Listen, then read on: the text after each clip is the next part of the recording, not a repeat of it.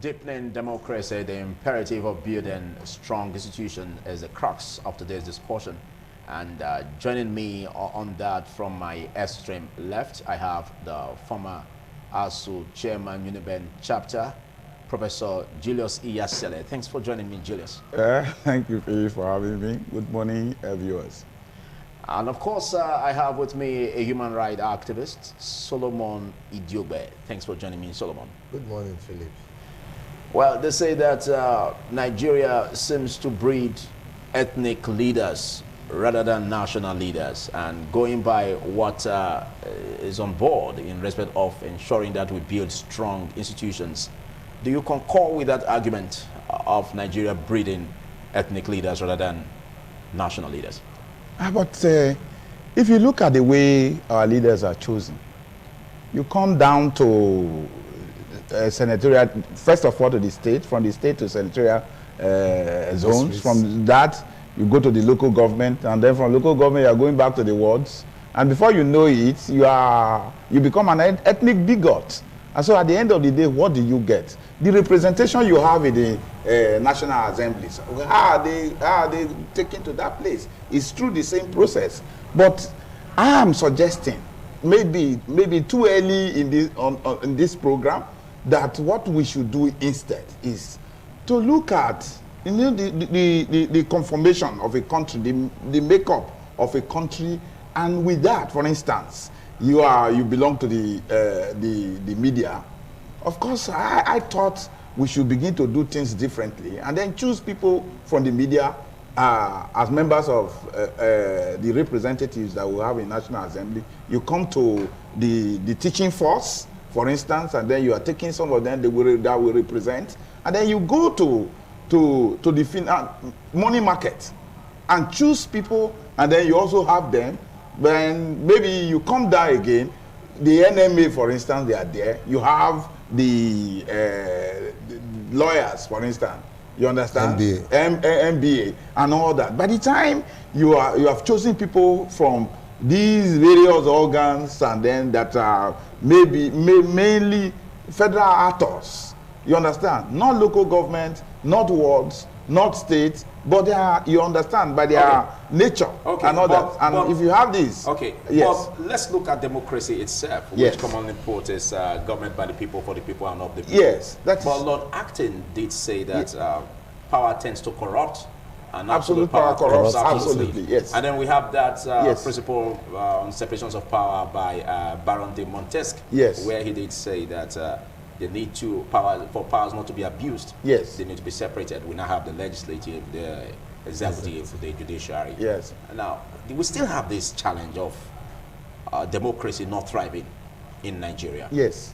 What do you think could be missing outside this? Listen, you see, it won't thrive. Because you mentioned now, you have talked about the judiciary, you have talked about the legislature, you have talked about the executive and all that. Where are the people? Where are the people? I know definitely the people are the ones that put the legislatures there. You understand? And then maybe even the president. But how, because of what we call political erosion, democracy erosion, you have democracy backsliding and all that. At the end of the day, the major, the foundational base for democracy, which is the people, will not eventually be heard. For instance, in some countries, like if you look at India, they have the media as a core in the democratic process. Because through them, the voices of the people will be heard. Because what we have here now is that major components of democracy are not even attended to at all. A political process that requires requires the people at the grassroots, to be heard directly. It's not currently in the Nigerian state and all that. And so there's no way our democracy will not be eroded, because at the end of the day, you find that it's authoritarianism that you will breed, because the people don't have any way they can, call their people back and all that. So that is what is basically happening. Yes. Okay. Solomon Idiobe, we've been on this road uninterrupted for over 2 decades. If we look at 1999 date till now, And looking at what Julius said concerning the pillars of democracy as he brings it on the components, don't you think we have achieved to some extent all of this in terms of our trace from 1999 till date? The only thing we have succeeded in achieving is counting numbers. Seriously? Oh, of course. It's a pity. We over time have succeeded in building stronger persons and weaker nations. Philip, go back in the 60s. Don't you think that the 60s, the way the currencies had value, you understand? In the 80s, the currency still had value.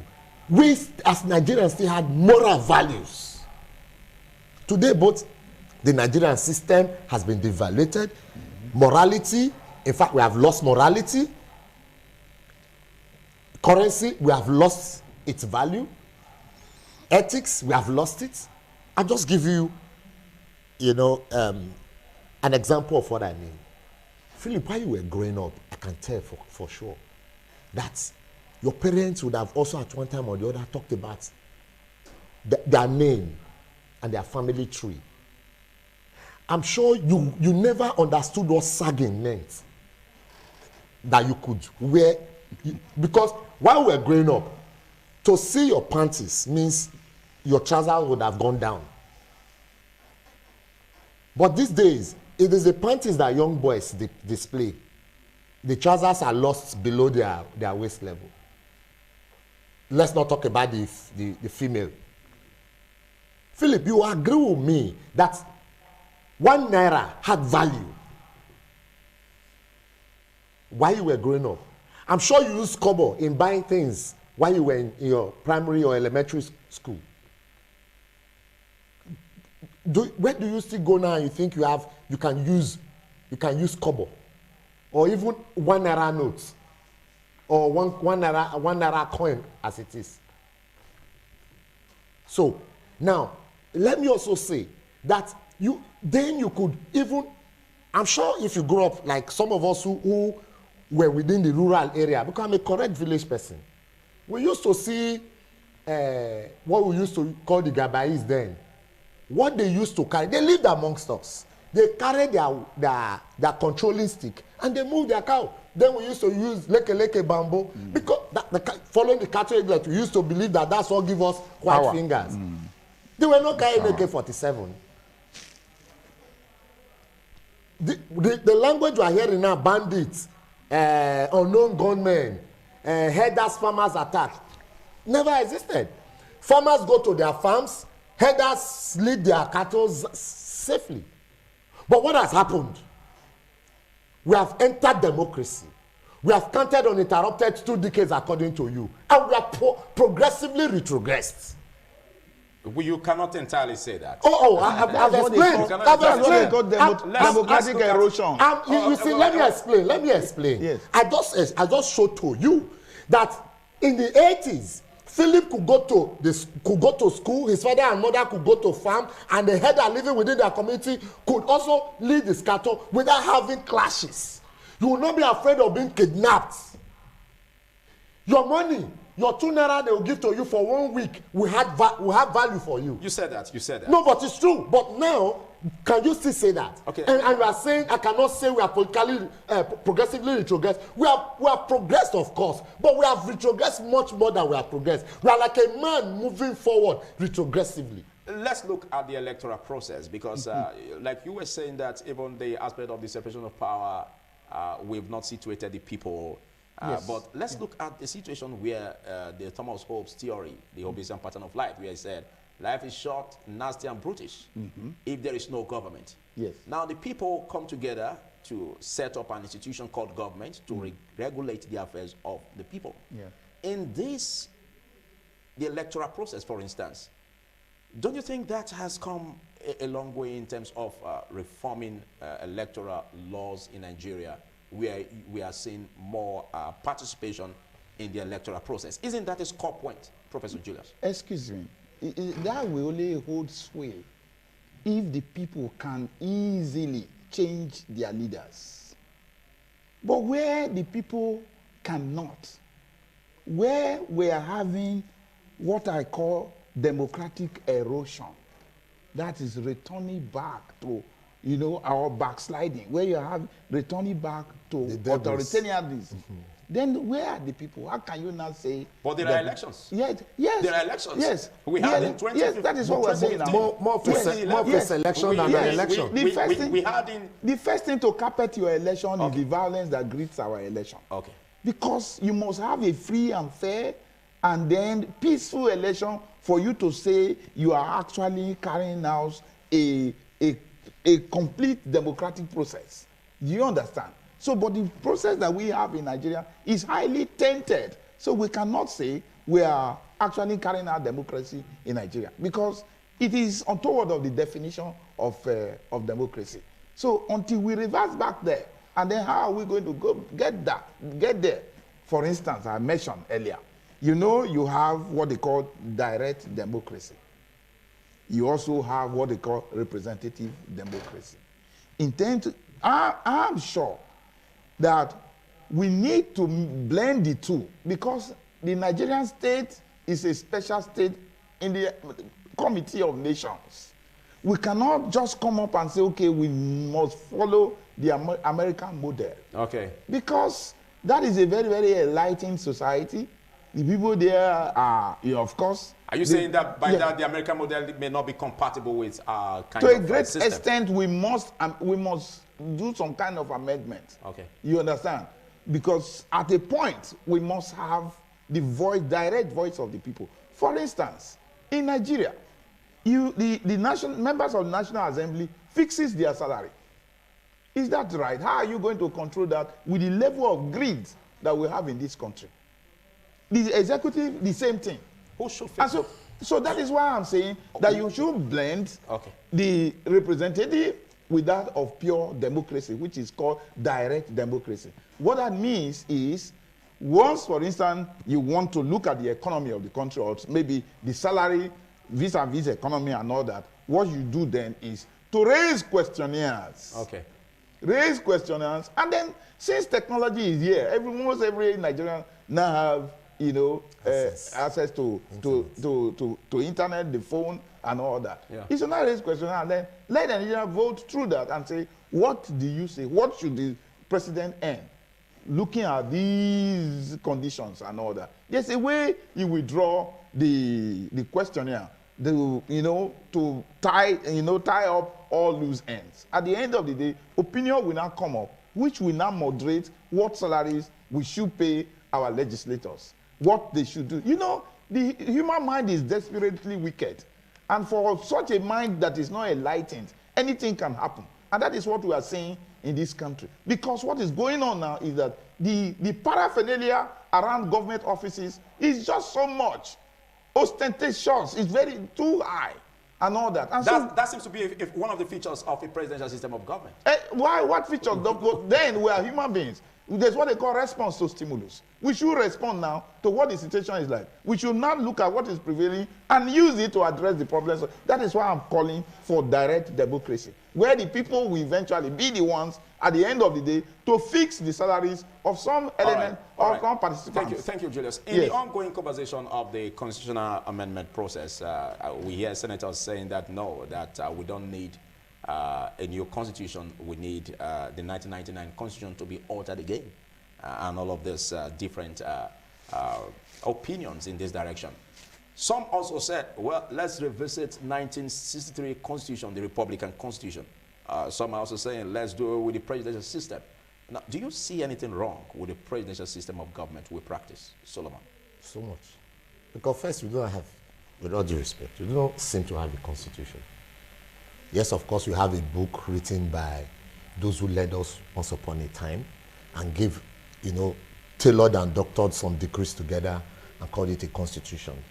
And for once, the Nigerian people are saying, let us have a document that we all are contributing. You see, this is one of the elements of democracy, like he has mentioned, the participation of the people.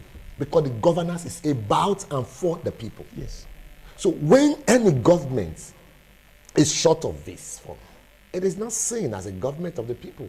For instance, what differentiates military from a democratic government is the rule of law. and the freedom of expression.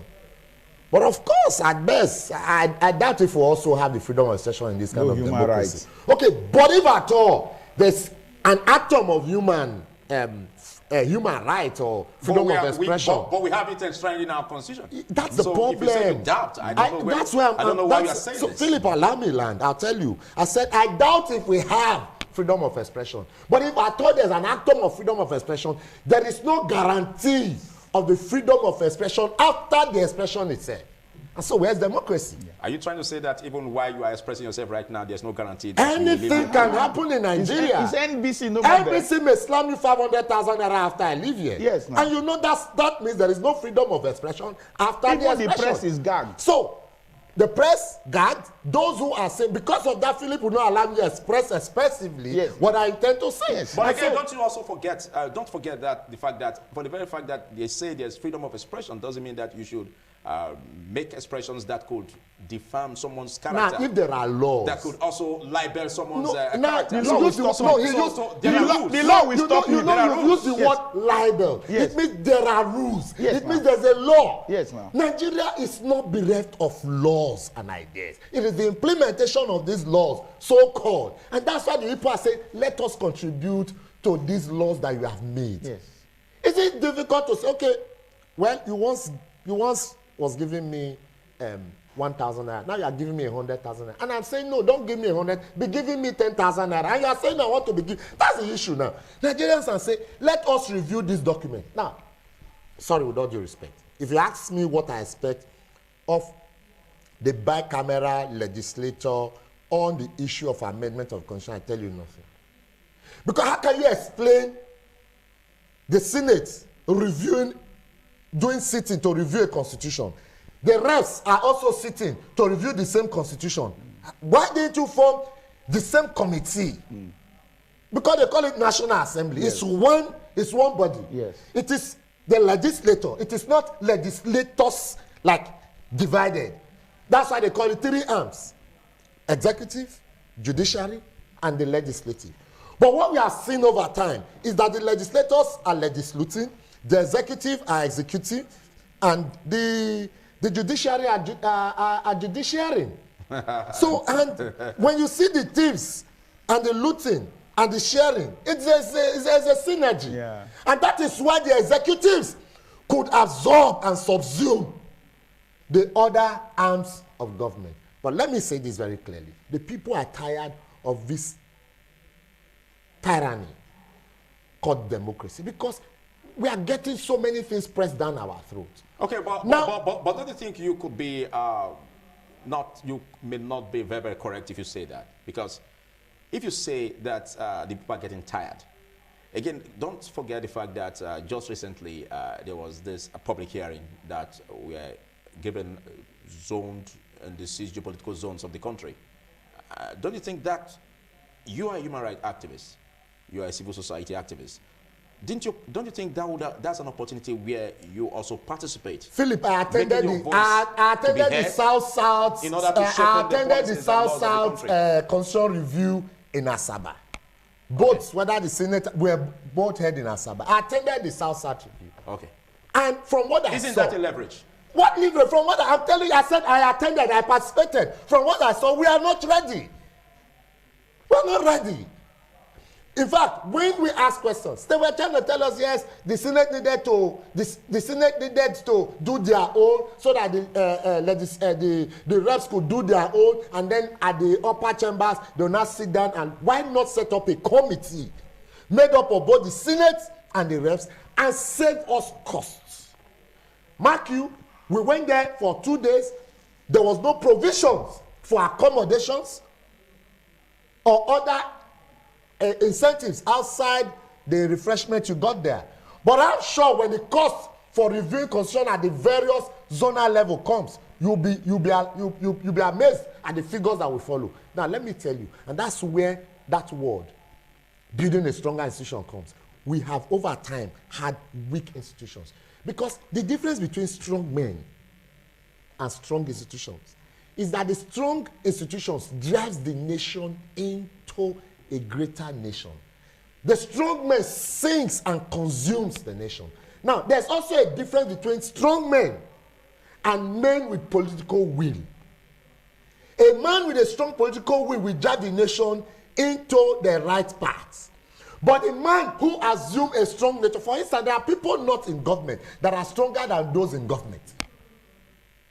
I tell you with all due respect that some persons in the ends of affairs, whether I call it Inspector of Police, whether I call it Commissioner of Police, whether I call the person commander of a battalion, there are some persons not in government that we call them and give order to them. They following the norms. You normally are supposed to be guided by ethics. They call it rule. So for every formation, they have what they call their hand rule. And that's why if a military man offends, they take you to what they call court martial. Yeah. And the police, they call them orderly room charge.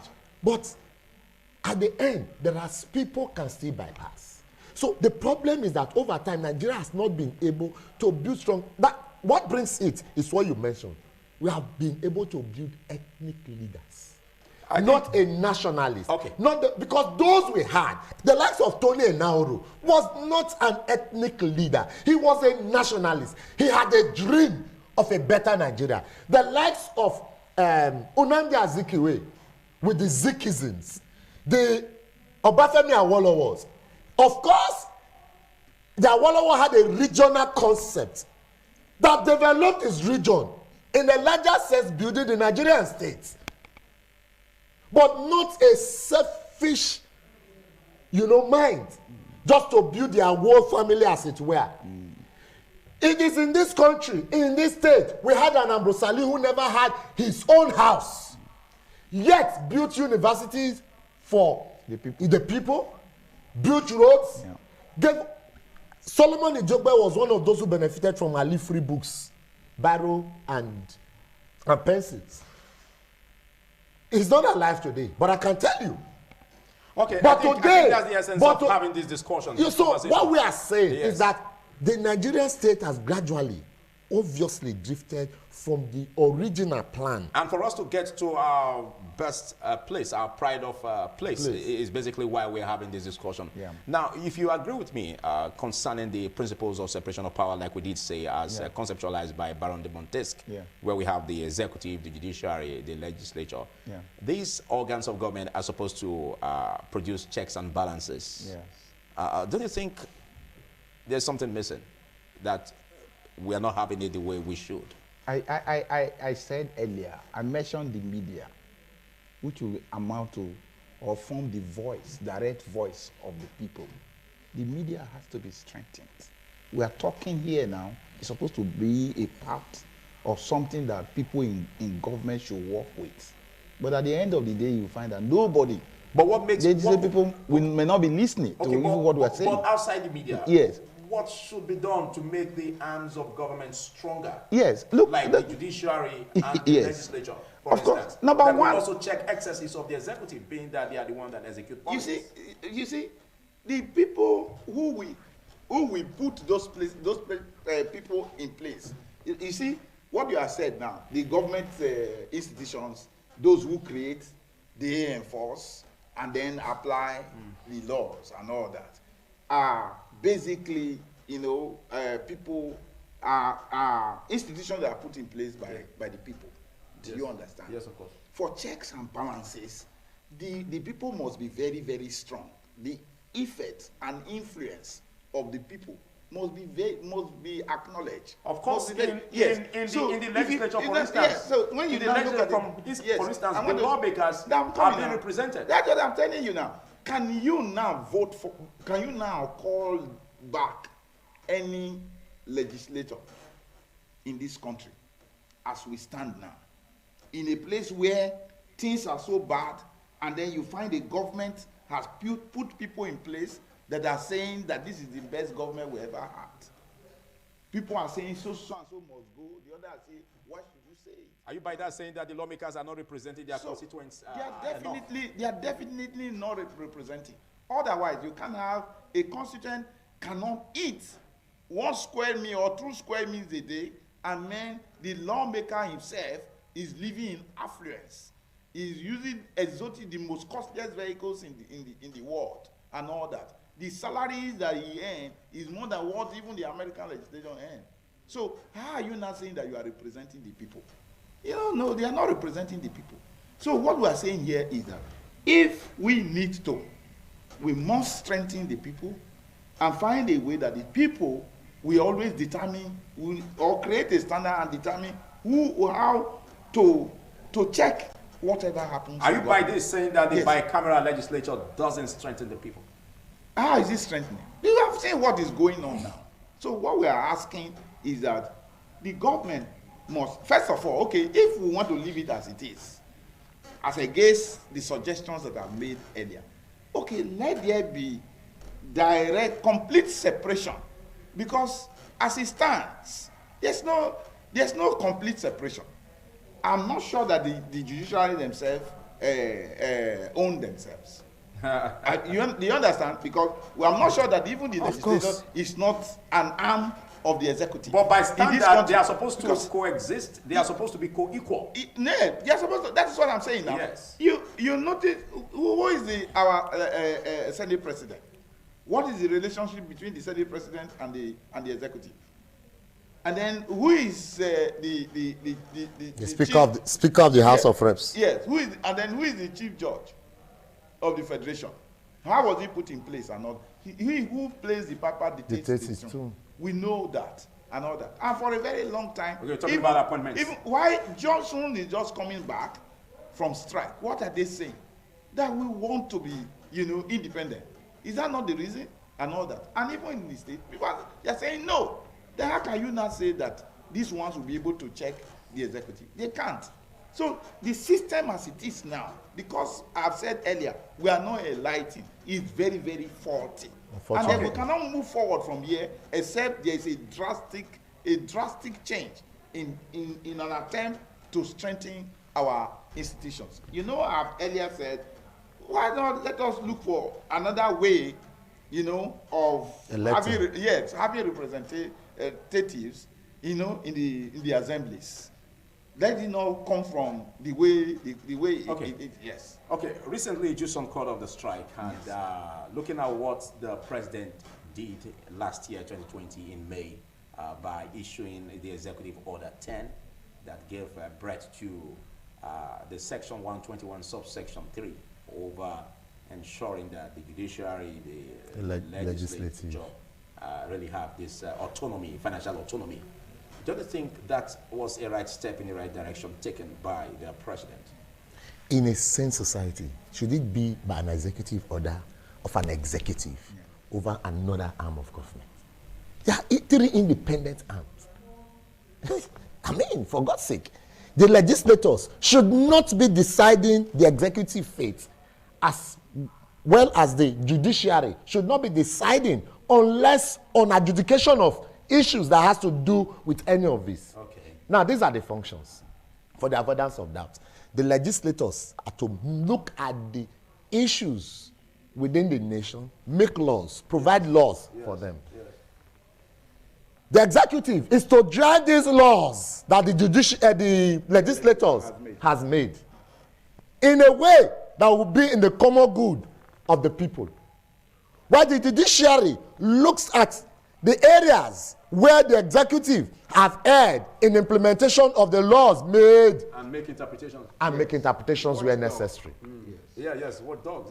So actually that's a beautiful, excellent. So wherein the legislators are failing in their responsibility, anybody can approach the judiciary to say, make this arm functional by these laws that have been made before now. So it's an interchange. That's the essence of the principles of separation of power. But today, I like the word you use. He said they are providing checks and balances. Oh, I agree. But what do I really get?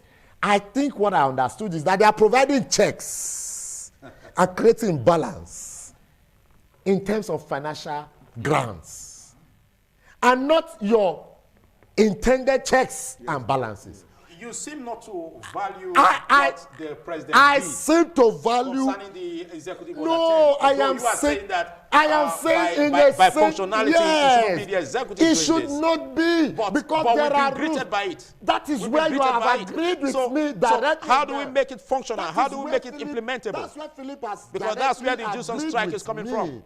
That the executive has consumed both the legislators and the judiciary. So for a man, you see, it takes two to tango. A wife cannot be a wife unless there is a husband. And a husband cannot be a husband unless there is a wife. Otherwise, they are just men and women. A man and a woman. Coexisting. So, no, when they not coexist as a family, then exists a husband and a wife. Okay. If they were independent, they are called man and woman. And so when they exist, it becomes husband and wife. And in unity, it is called a family, because they now reprocreate. Abi? Yes. When they produce, they now have children. That forms the organ. A man, a wife, and children. So it becomes husband, wife, and children. That is what the legislature, the executive, and the judiciaries are supposed to be. Now, everything seems to be under the man. He decides. No discussion. Yeah. For a home to run peacefully, the man needs to discuss with the wife. The family needs to have a target and plan. You get it? So what I'm saying is that, yes, of course, what we see in the society today is that the man decides everything. It is not a normal norm. The ethics or the norm is that every of these organs should exist independently. So as we speak, though the president has given his executive order, is the judiciary autonomous financially? Is the legislator autonomous financially? The answer in clear terms is no.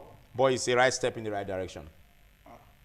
Now, has it not been there that the local government is the third tier of government? Do they really exist as a third tier of government? So much so now that it has become even a law. So much so that the Supreme Court gave a verdict. What is missing? Because we have weak institutions. Because once a judiciary, as the Supreme Court gives its verdict, the organs from a strong institution, if we were having strong institutions in this country, we automatically drive it. Okay. No governor cannot say it is not binding. It is just a norm. So the problem we are having is that we should wake up from where we are. Let the laws be laws. You see, in a sane society, the laws are meant for the weak and feeble against the strong and mighty. But in Nigeria, the reverse is the case. The laws in Nigeria are made for the strong and mighty against the weak and feeble. Okay, let's look at the South-South governors and what came out from the Security Summit over the declaration of ban on open grazing and the controversies that followed, even that of the Attorney General of the Federation, Minister of Justice, and all of this. Do you see a headway in the whole controversies coming up, building up, that can help in the sense of bringing strong institutions in the light that the governors are really talking about it, on ensuring that open grazing is really prohibited? Yes, the truth about it is that we are discussing the core of the problem, which is weak institutions. A law has been made. There are two laws. One law talks about, a grazing route, whereas that exists. Another law says the governors are the owners of the states. They preside over the state. So here is to now analyze these two laws and now find which supersedes the other. And unfortunately, if care is not taken, the first one is already repealed by the creations of states. Okay. Like the Bayelsa governor said, Bayelsa state was not there when the law of open grazing was enacted. Open grazing routes. Yes, when it was enacted. Mm-hmm. And so, how are you going to get routes through Bayelsa? Bayelsa was not there then. But even if that is anything to go by, it is there in the constitution or the laws that were made then about the grazing route. There is no grazing route anywhere in the south apart from Oyo State. And so I'm even worried why the southern governors are worried. It is there, and everybody should go and look at it. There's no grazing route in the Edo State. There is none down this way, even the east and all that. First is that the law respects the aborigines, the traditional people in the area, what they do, what is their business and all that. And so you cannot bring in another person's business from somewhere to substitute the aborigines. The law respects that. And so many things supports what the southern governors have done. The only thing we are craving for now is the moral will to enforce political will. What they have done. They should come up and enforce it. That's all. And then we'll have peace. Because there's nothing holding them back from, going forward. Okay. Because I've said there's no grazing route apart from Oyo State, in any other place or state in the south. Two is that there's a subsidy that respects the traditional business of the aborigines. Okay. And all that. So, okay. But when we look at that, don't you think we also need to look at the unity of Nigeria? Beautiful. The need to really not raise sentiments or issues that could divide us the more. Exactly. Don't you think this could be an avenue where other ethnic groups? It has to do with understanding. Okay. If you belong to an ethnic group, for instance, that is in charge of cows and all that, and then you get this explanation and accept it, why should there be problem with our unity? Okay. But however, if you refuse, then of course they will have problems like we are having now. And what that means is that there's no way you can bring a North and South Pole, with the same charge together, because they will repel. And that is what we are having here. And this repulsion that is so evident, causing a lot of energies and then flashes. Okay. That is where we are. How do we situate this, looking at the controversies being brewing up, and the need for the executive, the legislature, to carry along this objective for the betterment of the people? Philip, I go back to where I started from. If not for the fact that Nigerians have succeeded in building ethnic leaders, that was not there before now, we would not have had this issue of large insecurity as it is today. If you say that Nigeria succeeded in building ethnic leaders, I think that could be your opinion. Of course, because it's an argument. And no, it's today we can't say that we don't have national leaders. It's evident. I said, you see, ethnic leaders, maybe at the National Assembly, doesn't make them national leaders. Like Prof. Child explaining, your reps at the National Assembly is not from an ethnic group. Of course, they're representing their ethnic groups. But are they really nationalists? I try to disabuse your mind a little. When the National Assembly makes a law, for instance, Freedom of Information Act was enacted by the National Assembly. Yeah. Is it not supposed to be binding on the Nigerian states? Exactly. You come to Edo State, they tell you it's not domesticated. Yeah. So what are we talking about? So we are just progressively retrogressing. The country is let me reserve the word so that I don't make you go pay dues. No, all we're about is to be objective. No, not necessarily, the point, because it's not sentiment. Because when you said building the country, there's no need to be emotional or sentimental about it. When they talked about grazing, that there's no grazing routes in the south. Look, when Nigeria was founded by the founding fathers, they respected traditional laws. In fact, one of the problems we had with the British government, or colony as it were, was that when they came, they made that Nigeria was already existing under traditional laws. For instance, Edo State, Benin City, the Benin people, as it were, already had their laws. There was no electricity, but there was light in the streets of Benin at night. There was no police, but they already had their local courts, where they called the Ogwedions. The Jones are the elders of the different areas who legislate on issues, educate on issues, and give verdicts. And it's binding.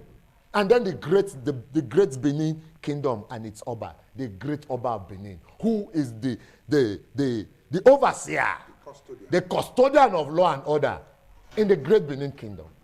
And that was what the British could not understand and could not accept.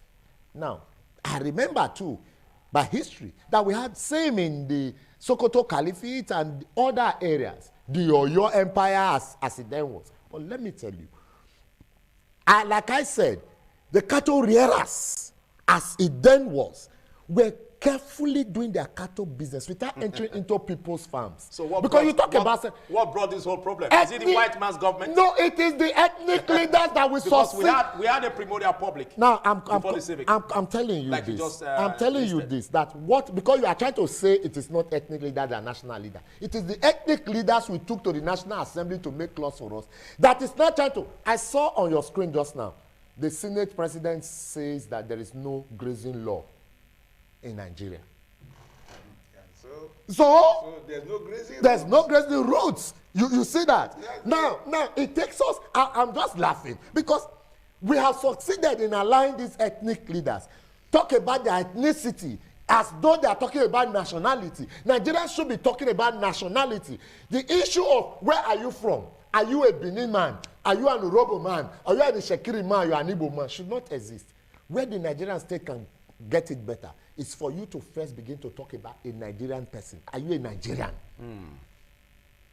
If we remove the issue of state and local government of origin, we would have succeeded in trying to build a unified Nigeria. So you're talking about patriotism, being patriotic, and the values that come with it. We destroyed it. We have since left this norms.